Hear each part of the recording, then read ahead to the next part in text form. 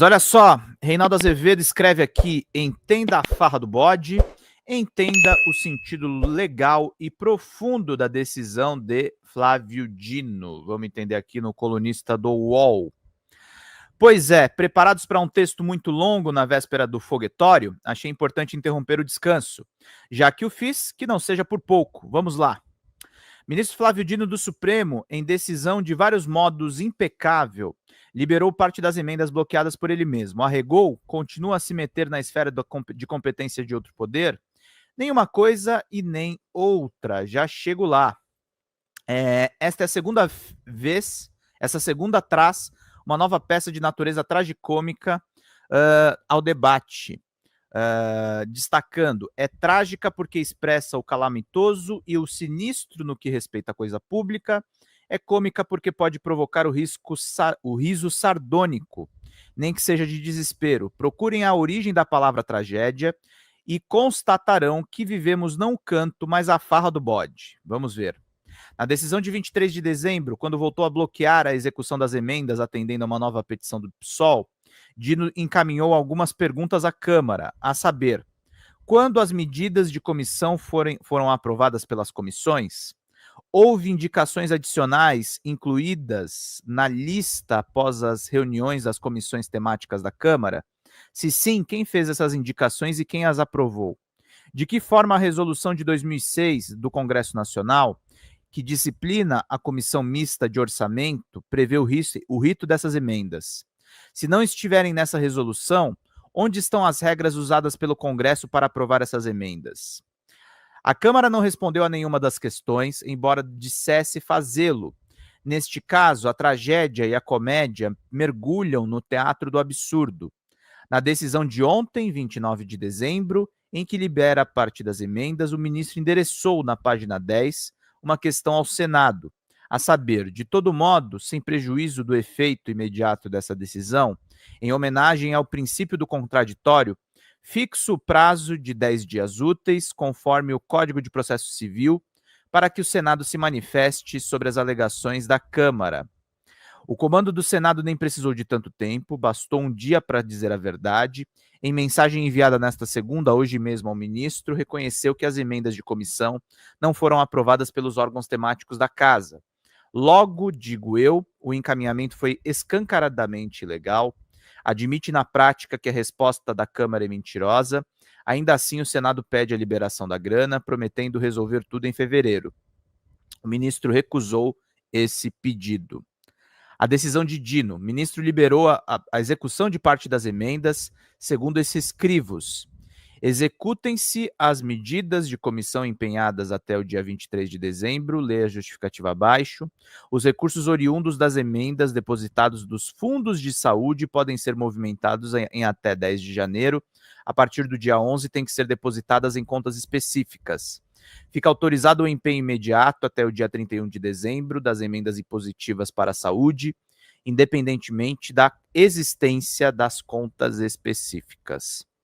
Ao justificar a liberação condicionada das emendas de comissão, o ministro escreveu o seguinte: quanto aos empenhos das emendas de comissão realizados antes da suspeição dos efeitos do ofício, Lei 14.335, 458 de 2024, a fim de evitar a insegurança jurídica para terceiros, entes da federação, empresas, trabalhadores, fica excepcionalmente admitida a continuidade da execução do que foi empenhado como emenda de comissão até o dia 23 de dezembro de 2024, salvo outra ilegalidade identificada em cada caso concreto. A rigor, aí está o fio condutor da decisão de Dino, e isso não caracteriza arrego.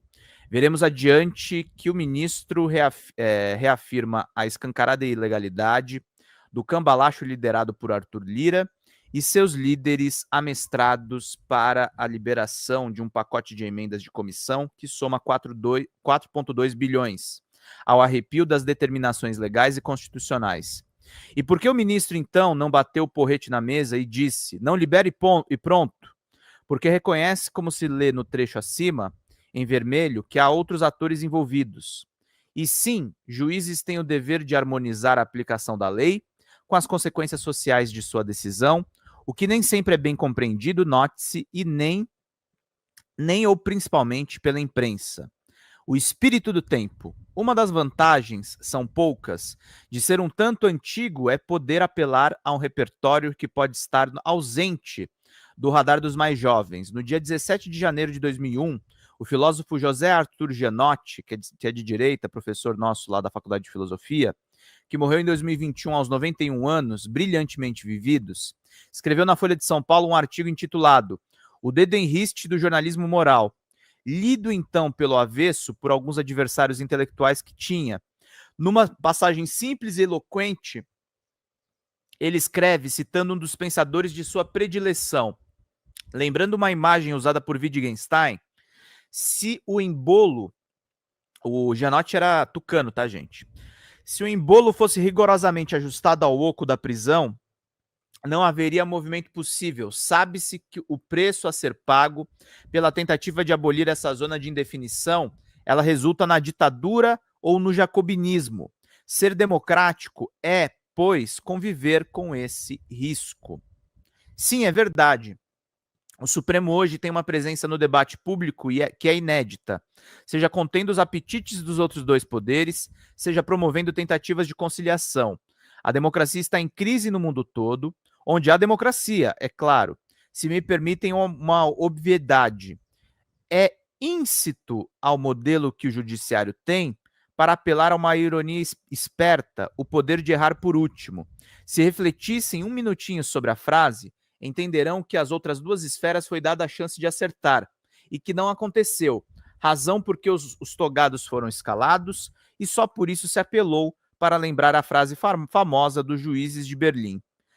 Esse papel mais saliente do tribunal tem alguns marcos no Brasil contemporâneo. A contenção dos descalabros perpetrados pela Lava Jato, a necropolítica empreendida por Jair Bolsonaro durante a pandemia, o enfrentamento da articulação golpista conduzida pelo ex-presidente e seus soldados aloprados de pijama. Nota fundamental: a ascensão do ogro, fruto ela mesma da razia política provocada pelo lavajatismo, despertou os demônios da extrema-direita no país, que fagocitaram a direita democrática, destruindo-na e desenterrando das catacumbas da incivilidade uma agenda reacionária e destruidora de direitos fundamentais, que afronta em muitos aspectos a essência e a ossatura da Constituição de 1988. Dado esse paradigma da morbidade, ganhou musculatura a tese de que o mal do Brasil não está na distribuição desigual de direitos e deveres ou na captura, por grupos de pressão, de recursos públicos em seu próprio proveito. Para os reacionários, o mal do Brasil está na existência de privilégios aos mais pobres. A tese é asquerosa, mas é o que pensam os bacanas. Exemplo, aumento real de salário mínimo vira sortilégio, já que a desoneração da folha de salários vira recurso para manter os empregos. Este Supremo que aparece demais não está a socorrer este ou aquele governantes, esta ou aquela visões de mundo, este ou aquele entendimento sobre a distribuição de renda. O tribunal, em regra, aplica os valores consagrados pela Constituição e que não podem ser mudados nem por emenda, senão por um novo processo constituinte, tese que, diga-se, tem sido vocalizada por correntes dispostas a eternizar, num novo texto constitucional, seus privilégios, o que necessariamente caçaria direitos de uma maioria já espoliada. É mentira que o Supremo socorra um governo progressista. O que o tribunal não raro tem impedido é a privatização da interpretação da Constituição com o fito de caçar direitos fundamentais. Adiante. Agradecer a presença de vocês, viu, gente? Estamos lendo aqui esses textos importantes. Bom dia, Dulce! Bom dia, Pedro. Enviei 10. Que 2025 seja um ano de superação, com alegria, e continue com seu grande profissionalismo. Boas festas e muita luz para todos. Obrigado, minha querida. Faltam 150, gente. Vamos lá fechar essas metinhas? Vamos lá que eu conto com vocês. 43 minutos já de live.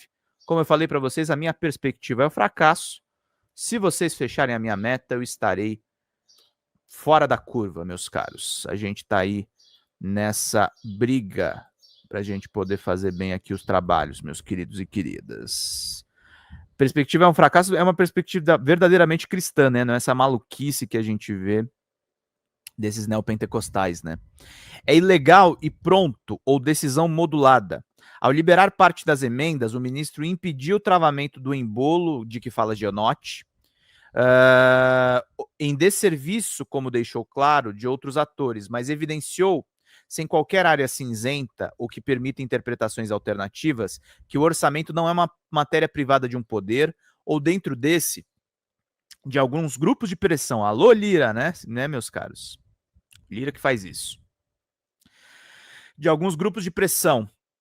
E ao fazê-lo, uma vez acionado por um partido político, segundo as regras do jogo, exerce as competências íncitas à sua razão de ser. Na decisão, o ministro reitera a absoluta ilegalidade da lambança feita com as emendas de comissão, o que deixa claro que não há espaço para a continuidade das práticas viciosas. Em decorrência dos fatos expostos, fica evidente a nulidade insanável que marca o ofício de número que está na tela. Os seus motivos determinantes são falsos, o caráter nacional das indicações das emendas exigido pela Resolução 001 de 2006 do Congresso Nacional não foi aferido pela instância competente, as comissões, e o procedimento adotado não atende às normas de regência, notadamente a Constituição Federal, a Lei Complementar 210 de 2024 e a referida Resolução 001 de 2006 do Congresso Nacional. Por conseguinte, é inviável a sua acolhida e seguimento, de modo que o Poder Executivo fica definitivamente vedado de empenhar o que ali consta. Na sequência da decisão que chamei de impecável, o ministro alerta sim para nulidades passadas, mas lembra mais uma vez das consequências deletérias. Caso assim decidisse, e um juiz precisa pensar nas consequências da sua decisão, verifico que um procedimento anômalo para indicações das emendas de comissão foi adotado em outros momentos para a execução orçamentária de 2024 e aparentemente em 2023. Assim, poderia haver declaração de nulidade de todas as emendas de comissão, com vícios acima apontados. Entretanto, observa as consequências dessa decisão, artigo 20, caput da LINDB, e com este fundamento, tenho configurado a hipótese que justifica o afastamento parcial e excepcional da incidência das normas aludidas nessa decisão. Dino não está inovando e nem tentando pôr em pé em ovo de Colombo. Cito o artigo 20 da Lei de Introdução às Normas do Direito Brasileiro, a LINDB, cujo conteúdo é este. Artigo 20. Nas esferas administrativas, controlador e judicial, não se decidirá com base em valores jurídicos abstratos, sem que sejam consideradas as consequências práticas da decisão. Parágrafo único. A motivação demonstrará a necessidade e a adequação da medida imposta ou invalidação de ato, contrato, ajuste, processo ou norma administrativa, inclusive em face de possíveis alternativas. Quando o juiz pensa nos desdobramentos de seus despachos, ele não está relativizando a norma, mas seguindo-a. E, claro, para que se constate tal evidência, é preciso, claro, conhecer a norma. Investigação. O ministro reitera que estão dados os motivos de apuração das práticas ilegais em inquérito instaurado pela Polícia Federal.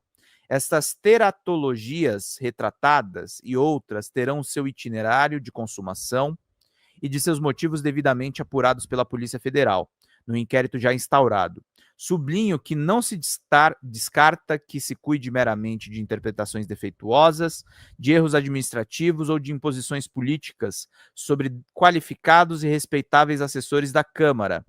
Também pode haver outras tipificações sobre quais qualquer juízo de valor, neste momento processual, seja prematuro e incabível. Friso a propósito que a requisição do inquérito policial, cuja necessidade torna-se cada vez mais nítida, derivou de documentos constantes dos autos, oriundos dos partidos políticos e entidades da sociedade civil e de pronunciamentos parlamentares, na Câmara ou no Senado, caracterizado a hipótese do artigo 5º, segundo do Código de Processo Penal. Em síntese, o pré-julgamento é descabido, mas os fatos não foram cavalcados pelo Supremo de motu próprio. Chegaram ao tribunal pelas mãos dos entes competentes para fazê-lo, meus caros e minhas caras. Cláudia Filler, você é uma queridona. Muito obrigado, querida. Mandou um pix de 80 aqui de ano novo. Muito obrigado, Cláudia. Conversa lá com a Xanda que acho que você tem coisas a receber aí, porque é muito apaixonante aí a super contribuição que você nos dá. Faltam 70 aí para nossa meta, gente. Muito obrigado aí pela presença de todos vocês. E vamos fazendo aqui bem a nossa live, trazendo o Reinaldo Azevedo de férias. O Reinaldo Azevedo tá que nem eu aqui. A gente tá trabalhando tudo na virada do ano, todo mundo só na reserva da gasolina, né, gente? Vamos lá. Sem intimidação, Dino lembra em sua decisão que o Supremo Tribunal Federal cumpre o papel que lhe delega a Constituição e repudia a intimidação. Recordo que, por deliberação da Assembleia Nacional Constituinte, nem mesmo o máximo poder do Congresso Nacional, o de aprovar emendas constitucionais, é incondicional e imune ao controle jurisdicional. Por isso, mais do que inúteis ameaças ou consumação de retaliações, o diálogo institucional sincero e o cumprimento das normas jurídicas são trilhas corretas de serem percorridas em favor dos legítimos interesses da nação. E o ministro encerra: o orçamento, por ser uma lei federal, por ser uma lei aprovada pelo Poder Legislativo e de regra executado pelo Poder Executivo, salvo quando há ao mencionado artigo 168 da Constituição Federal, havendo respeito à saudável repartição das competências, o princípio da separação de poderes, cláusula pétrea, terá eficácia respeitada, com convivência harmônica entre os departamentos autônomos que concretizam a soberania popular. Vale dizer, cumpra o Congresso o que está na Constituição e na legislação infraconstitucional no que respeita às emendas, e tudo caminhará bem. Indague-se como mero arremate retórico, é o que tem acontecido? Caminhando para a conclusão, noto a propósito que me alinho com uma das reivindicações da petição inicial do PSOL, assinada pelos advogados Valfrido Vardi, que é amigo do Reinaldo, né? Rafael Valim e Pedro Serrano. A simples existência de emendas impositivas é uma afronta à Constituição, porque se trata de uma óbvia usurpação praticada pelo Poder Legislativo de uma competência do Poder Executivo. Saibam, nem os regimes parlamentaristas confundem as duas esferas do poder. Nesse caso, com efeito, a governança cabe ao parlamento, mas os presidentes das casas legislativas exercem a sua vontade definindo o orçamento, como ocorre no presidencialismo, mas não são eles a determinar que ente, grupo ou setor receberão os recursos. Decidem, isso sim, o volume do dinheiro público que será alocado para esta ou aquelas áreas, mas não têm a chave do cofre. Dadas as peças históricas que o ministro Dino tem produzido a respeito, talvez também seja esse o seu entendimento. O fato é que ele recusou a tese da inconstitucionalidade, quem sabe mais uma vez, de olho no artigo 20 da Lei de Introdução às Normas do Direito Brasileiro. Destaco de novo o que lá vai. Artigo 20, nas esferas administrativas, controlador e judicial, não se decidirá com base em valores jurídicos abstratos, sem que sejam consideradas as consequências práticas da decisão. Parágrafo único. A motivação demonstrará a necessidade e a adequação da medida imposta ou invalidação do ato, contrato, ajuste, processo ou norma administrativa, inclusive em face de possíveis alternativas. É só uma hipótese e não me cabe fazer exercício de adivinhação sobre os motivos do ministro que estão explicitadas em sua decisão. Encerro. Consequências incontestes decorrentes da decisão do PSOL de apelar ao Supremo e do Tribunal ter deixado claro que exerce o seu papel para pôr em prática as prescrições e os valores da Constituição. Cessa o absolutismo do Congresso no que respeita às emendas. Os senhores parlamentares mantêm a prerrogativa, que eu considero uma usurpação, de inferir no orçamento na execução do orçamento, mas sob regras de transparência. A transparência na destinação de recursos reitera-se é uma imposição, ficando sujeitos os transgressores à investigação policial. Isso aqui é fundamental, tá, gente? Tá rolando uma farra, uma roubalheira nessas emendas. Vamos falar num português muito claro. O Dino, pelo menos, está deixando claro que isso está acontecendo, meus caros. Então é muito importante aí para a gente fazer bem o nosso trabalho. Obrigado, Liana Lewis. Beijo, querida. Seja muito bem-vinda. Agradecer as pessoas aí que estão nos acompanhando. Já temos aí o pessoal já pedindo contribuições aqui. Não sei se é a Xanda ou se é outra pessoa aqui, mas muito obrigado aí por pedir os 40 restantes no nosso Pix. Tá faltando aí 40 aqui para a gente fechar bem o nosso trabalho. Vamos lá para a gente seguir aqui e fazer bem o nosso trampo, meus queridos e queridas. Deixa eu deixar aqui só a mensagem. Então, o Dino tá deixando explícito o que tá acontecendo, tá? E sujeitando, claro, que aí é uma forma de controle, a investigação policial, porque se tiver crime, queridos, tem que ser punido. Se tiver crime, tem que ser punido. Há mais a fazer, e aí cabe à sociedade e aos que representam por intermédio dos seus mais variados entes se mobilizarem para reavivar uma das postulações da petição inicial do PSOL. A existência de emendas impositivas é uma excrescência que tem, desde sempre, duas consequências nefastas. Desorganizam o pacto republicano, alimentando grupos de interesse que corroem os valores democráticos, serve à constituição de verdadeiras máfias e organizações criminosas que se apropriam do bem público em benefício de oligocratas, pornocratas, etocratas e timocratas. Enfrentar essa gente é tarefa civilizatória, também nossa, especialmente a da imprensa independente, e não apenas de Dino e do Supremo. Um excelente 2025 a todos. Volto às minhas férias até interrompê-las outra vez. Reinaldo tá trabalhando bastante, viu? Mas a gente tem que entender aí as decisões do Flávio Dino e como o Flávio Dino pode se consolidar aí como um nome tão bom no Supremo quanto o Alexandre de Moraes. Fala ali a Sérgia, Pedro passando hoje só para desejar um 2025 próspero para você, que seu excelente trabalho seja bem recompensado esse ano que vai começar e como se só aqui, boa entrada. Obrigado, querida. Seja muito bem-vinda. A Lia que pode ter surpresas ano que vem, hein? A gente conversou um negocinho aí que acho que vai virar um negócio legal. Folha Democrata, meu nome é Pedro Zambarda, sou jornalista, editor aqui do site e do nosso canal do YouTube. Nós estamos passando por uma mudança dentro do nosso canal do YouTube e a gente precisa muito que vocês contribuam no folhademocrata@gmail.com, que é o nosso Pix, porque nós estamos desmonetizados e as lives continuam precisando da contribuição do público para a gente poder manter os trabalhos meus, dos sócios e dos nossos editores de vídeo. Nós temos uma pequena e aguerrida equipe de guerrilha.